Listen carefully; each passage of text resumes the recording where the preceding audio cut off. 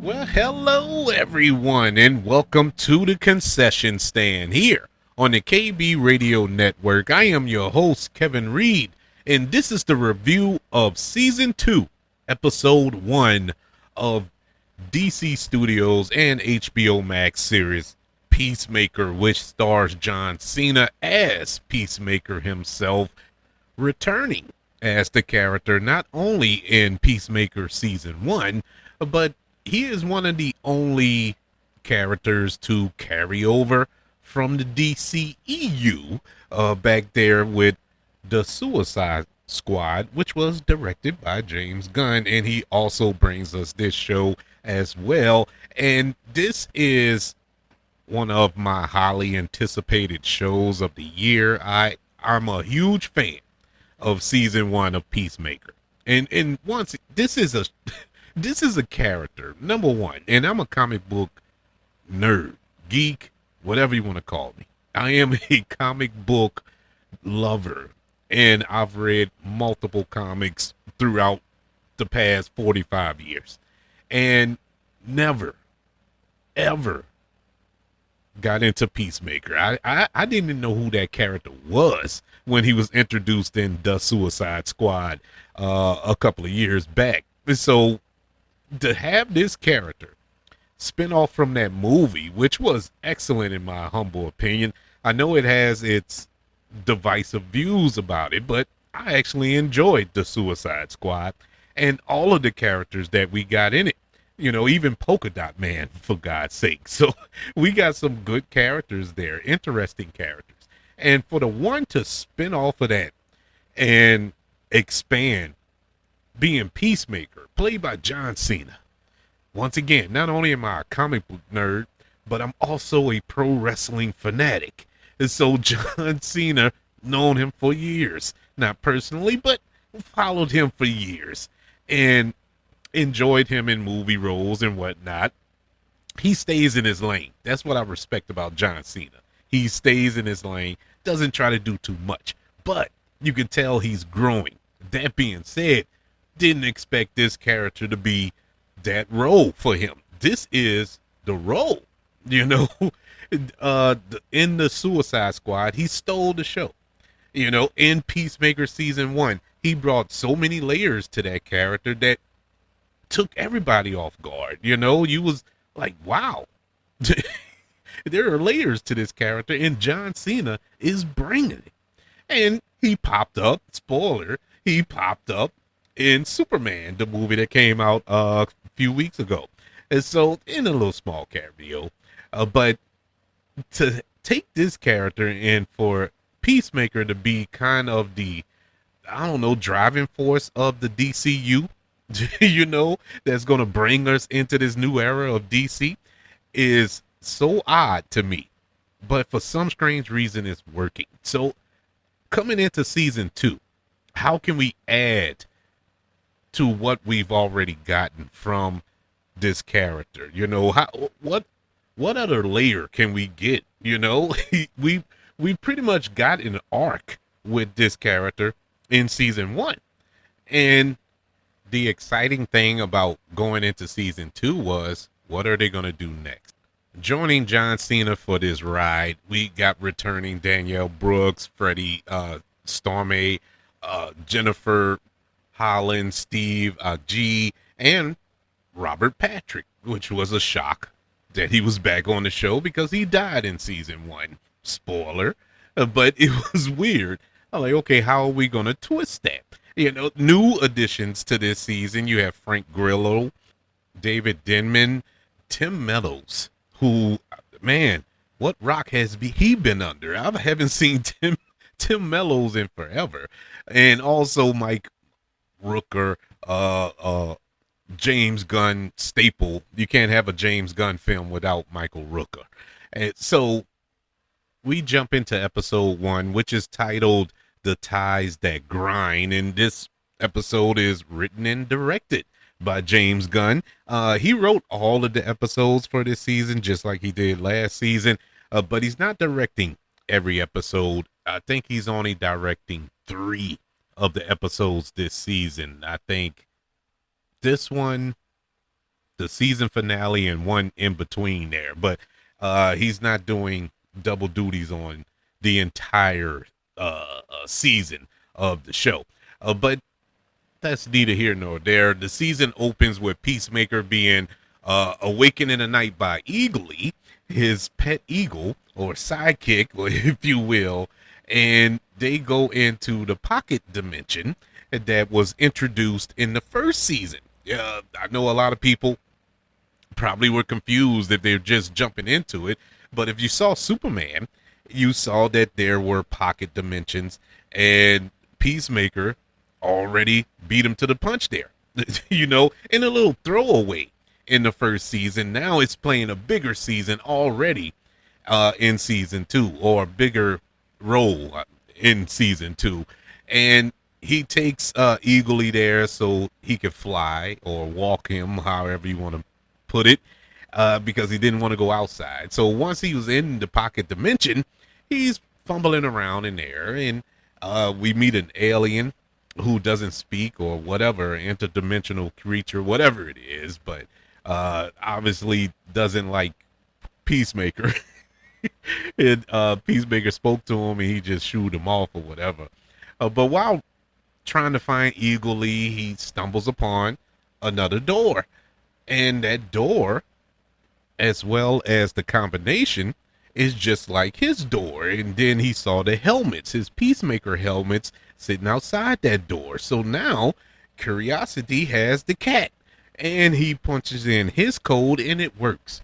And so he walks in, he sees his father, and his father is happy-go-lucky Cherry in this dimension, if you will, and this freaks him out. And so that was a good way to start off the episode, the season, because now we know that, okay, this is going to be interdimensional travel type season here. We're going to have more blurring the lines of reality here. Okay, that's one way to step it up, and that's another way to bring back Robert Patrick. And so that makes a lot of sense. And so this version of Robert Patrick's character of Argy, he seems more cool. He just seems cool, he's a loving father. And if we think back to season 1 and we met Argy isn't that at all. That is the complete opposite of the Argy that raised up our Peacemaker. The man was a grand wizard in the KKK.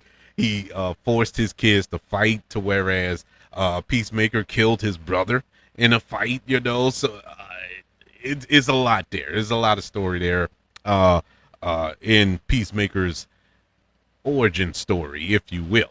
And so we flash back or flash forward into our dimension, and now Chris is up. Chris being Peacemaker, he's up. He goes, gets a ride from Danielle Brooks' character, bringing him to an interview, and they're talking and whatnot. We find out that Danielle Brooks' character, her and her wife are on the outs. She kicked her out the house, and her world is crumbling around her of sorts. And we get caught up with the other 11th Street gang. I think that's what they were called in season 1. We get caught up with what's presently going on in their lives, kind of given to us in conversation, which is cool. I like how they did that. We didn't have to go through each and everybody's moment or catch them up to present time to see where they last left off from season 1. We kind of got it in that one scene, in a cool scene, funny scene. So they arrive at this interview place, which looks nothing professional. It looked like a abandoned, blighted property. Chris goes in. This woman dressed up as a bunny rabbit, a little scantily clad, and she comes out crying. And we find out later why she comes out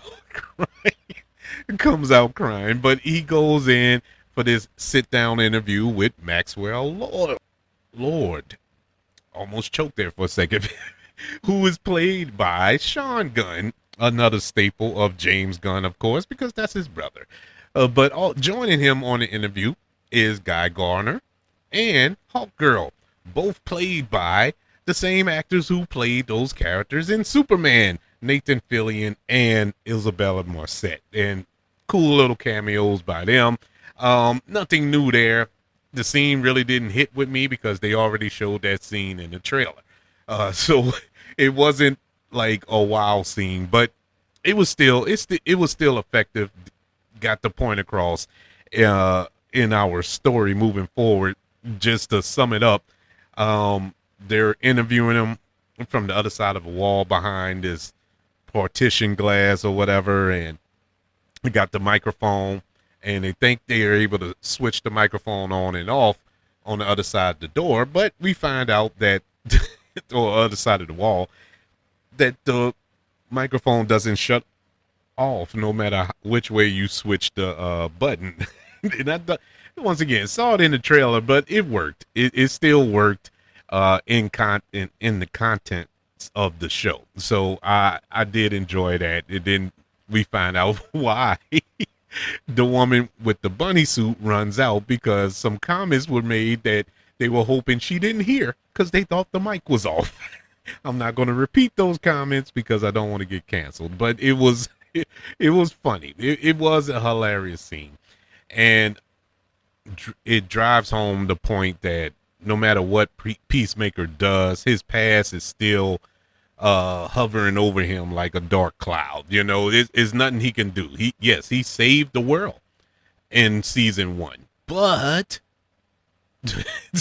you murdered people in the past. So, you know, you went to prison for murdering people. So you don't have a clean slate there. So we kind of got that crisis looming over Peacemaker this season. So we know where he stands and the hurdles that he has to overcome here. And then we get a scene with Hardcourt, who is played by Jennifer Holland, who is the wife of James Gunn. A lot of nepotism in this show, but it's regardless, because no matter what, as long as they can do the role, I'm fine with it. And Jennifer Holland, she is great in this role. People gonna cry and moan about, oh, he just hired his wife and all this other. I don't care. She was good. She's great for the role. But we get caught up with her, and due to the actions of season 1, she's kind of on the bubble with her job, and they're really looking for a reason to let her go. She got one foot out the door, another one on the banana peel, and she's having this existential crisis. You know, she doesn't know who she is as a person. Her job is her life. You know, that's who she is. That's part of her DNA. And so without her job, she's lost. And she's just breaking down mentally by this, to the point that we get a scene later where she has to go to a bar. I ain't gonna say, well, I guess in her view, have to go to a bar and pick a fight with these bikers and brawl out with them in a cool scene. Love that scene. And in order to feel something, that's the only way she can feel like she's alive, to get beaten within an inch of her life, and that's what took place at that bar. And so we get caught up with her. We get caught up a little bit with I don't know why I keep forgetting her name, but Danielle Brooks' character, who is Amanda Waller's daughter on the show, but she's going through a lot. She broke up with her fiance. She's trying to start this new security firm, and you know, she's just going through it, but she's being a true friend to Chris, aka Peacemaker, you know. But deep down, she is really broken, man. I mean, her life is in shambles. Everybody's life is in shambles after season 1, no matter what they did, in spite the fact that they saved the world, or despite the fact that they saved the world, their lives are pointless. You know, Vigilante, he works at a restaurant. He's a busboy. you know. But unlike everybody else who's in the dumps with the position that they're in after the actions of season one, Vigilante doesn't care. He's happy. He's just happy. He's a happy guy. Now the only person who is still working for Argus is Economos, who is Steve Agee. And his job, unfortunately, is to watch, stake out Peacemaker. That's his job. And he's given these orders by Frank Grillo, who plays Rick Flag Sr. In case nobody remembers, Peacemaker killed Rick Flag Jr. in the Suicide Squad.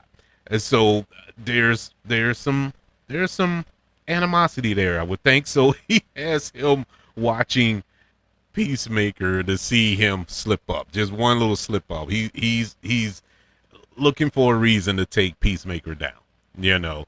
And so Peacemaker, with this pocket dimension in his closet, every time he opens that door, it kind of sends a signal that Argus is able to pick up, you know. And that's how they're able to find out that he's up to no good. So we have that lingering on going forward in the season. Also going forward this season that we're kind of looking forward to, at least I am, is the romantic relationship between Peacemaker and Harcourt. It's who, you know, is the most oddball kind of relationship, but it's the most believable. I don't know what it is, but I just feel like those two are destined to be together. Those two characters. And Harcourt, who is so job oriented, so hard nosed, that she doesn't have time for intimacy. She doesn't have time for a relationship. She doesn't have time for companionship. That's not her focus. Nowhere. That is not on her vision board at all.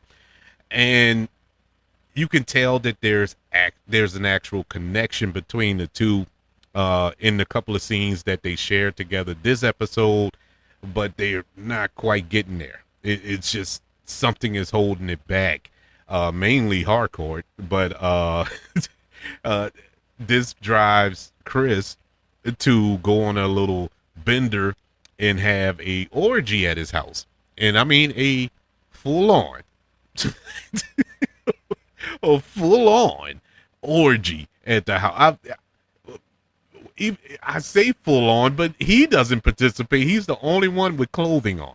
Everybody else is butt naked. I mean, it is wild what's going on in that house.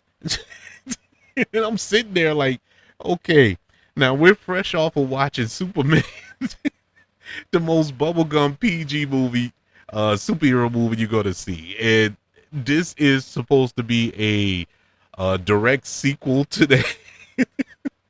Kids who watch David Cornsweet as Superman fly around and fight kajus and talk about hope and change. And we go right into this where we have drunken, loaded orgies in this house. I mean, with about 50 people, and I'm being kind with 50. It was wow. It was wow. I was like, okay, here we go. Now we picking up steam on this episode.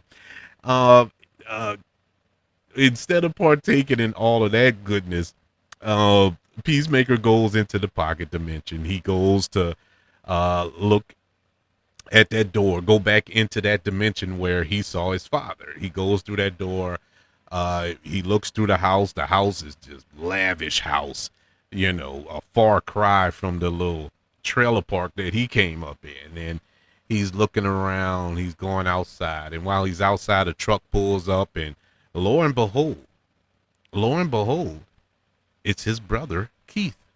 And he walks up and they're talking. It's like it's like he's truly seeing a ghost. Actually, that was a line from Robert Patrick when he first walked in there. He's like, you act like you saw a ghost, you know, which in his mind he did, you know, but he's seeing two now with his brother, the brother that he killed.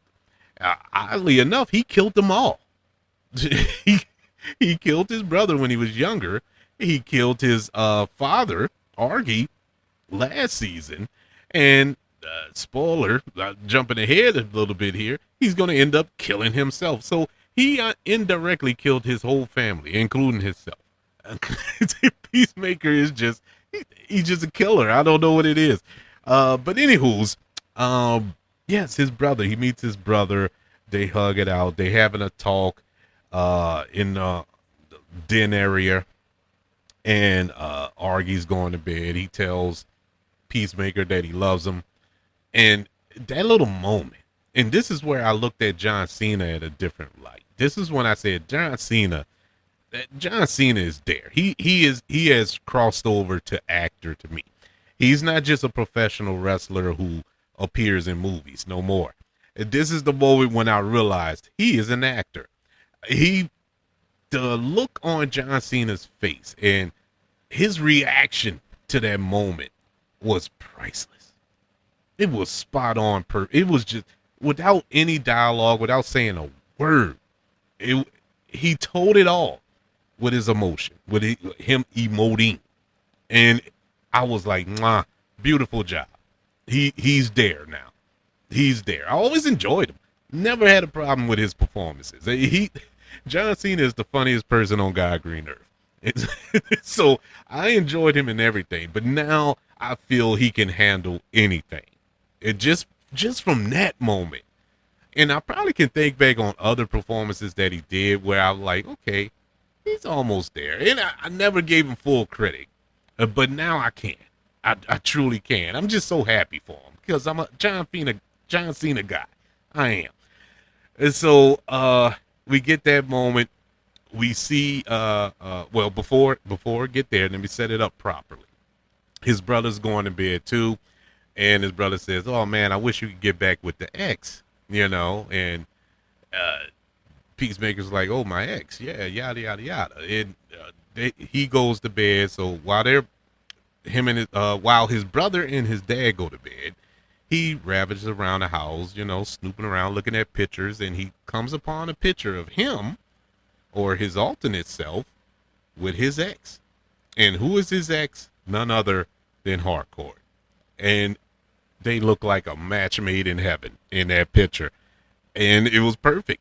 But before we can get to soak that in, there's a gun pointed to the back of his head, and it's none other than Peacemaker 2. His alternate self from that dimension crept up behind him and asked what he's doing in his house. We get an epic fight that goes into the pocket dimension that ultimately leads up to our Peacemaker getting beaten half to death in an act of desperation, just like he did with Rick Flag Junior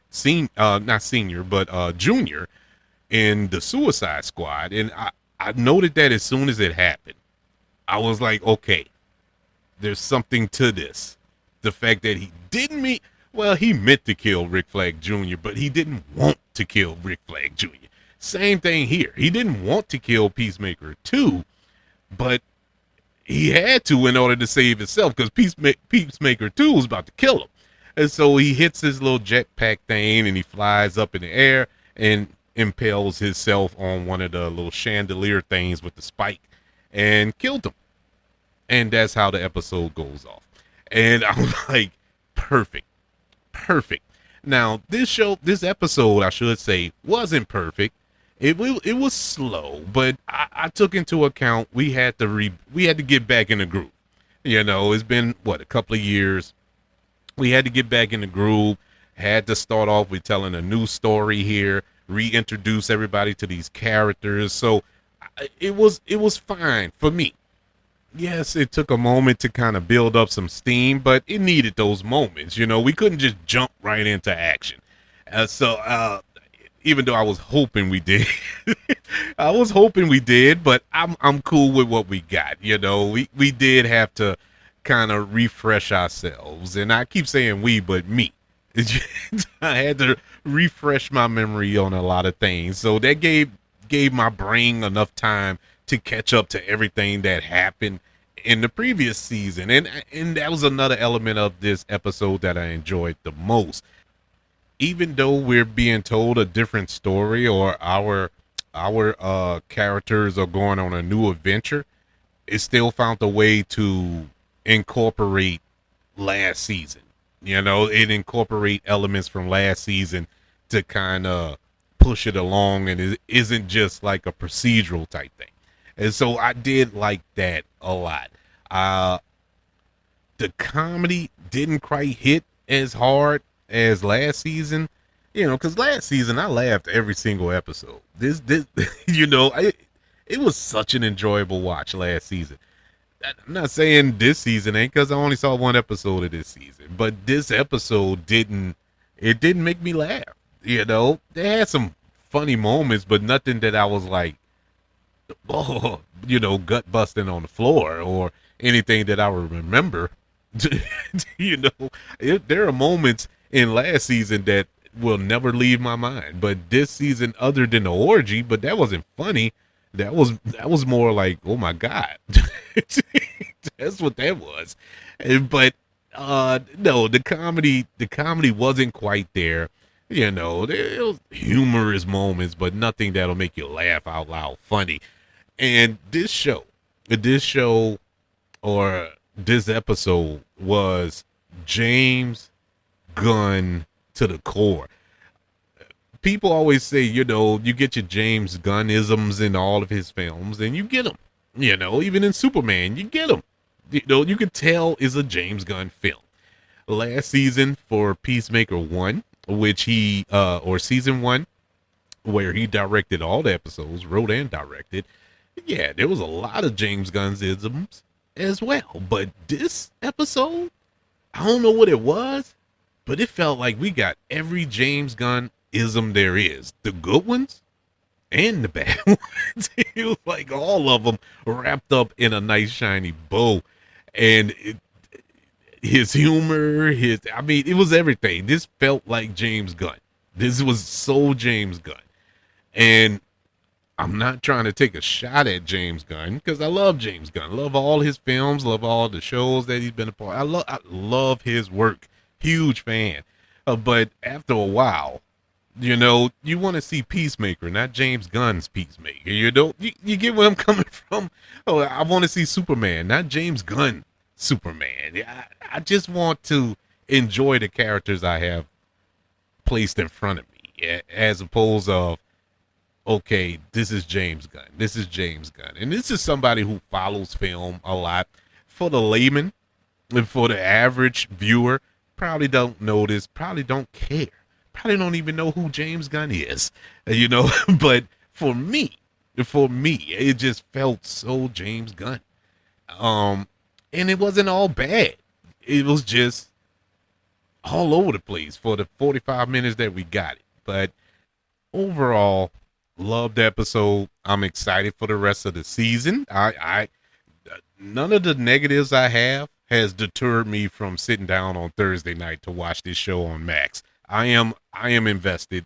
Once the story picked up, once we finally latched on to the direction that we're going this season, it was off and running. It was a sprint to the finish this season. I mean, this episode. So I am super excited for next week's episode, and I really, really enjoyed episode 1, The Ties That Grind of Peacemaker season 2. I would like to know, what did you think of Peacemaker season 2? Are you a fan of Peacemaker? Did you enjoy Peacemaker season 1? Did you like him in the Suicide Squad? Did you like his little cameo in Superman? Do you like John Cena? Yeah.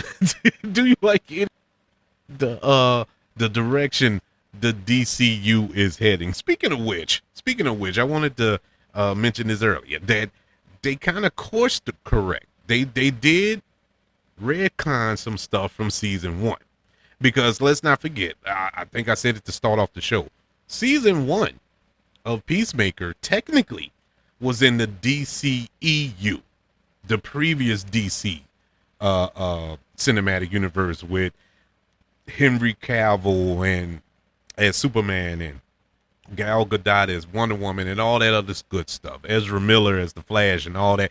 All that was part of the show.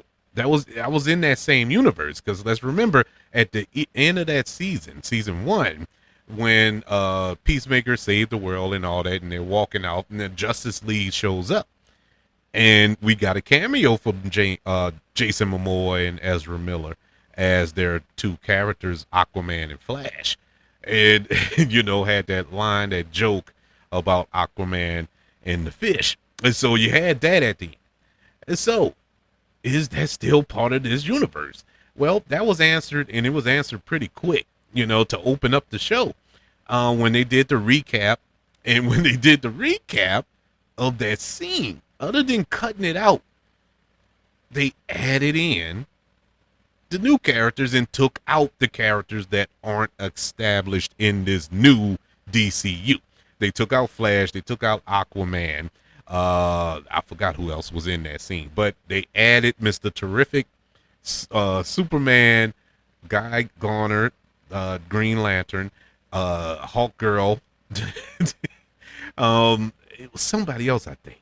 I think I'm missing somebody, but anyways, but they were there instead of them. So they did retcon that, but everything else is canon, technically, because it's a part of the show.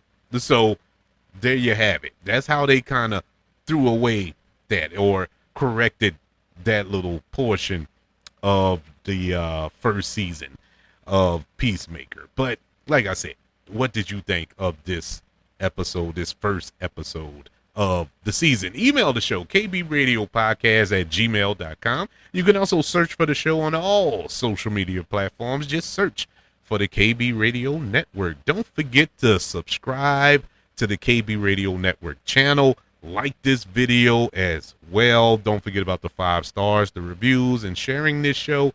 If you're listening on Apple Podcasts, Spotify, iHeartRadio, wherever you are currently listening to the concession stand here on the KB Radio Network. Everybody, thank you for joining me for this review of Peacemaker Season 2, Episode 1, currently streaming on HBO Max every Thursday night. New episode drops every Thursday night at 8 o'clock. Want you all to know that I love you, continue to love everyone, and until we speak again, you all be blessed.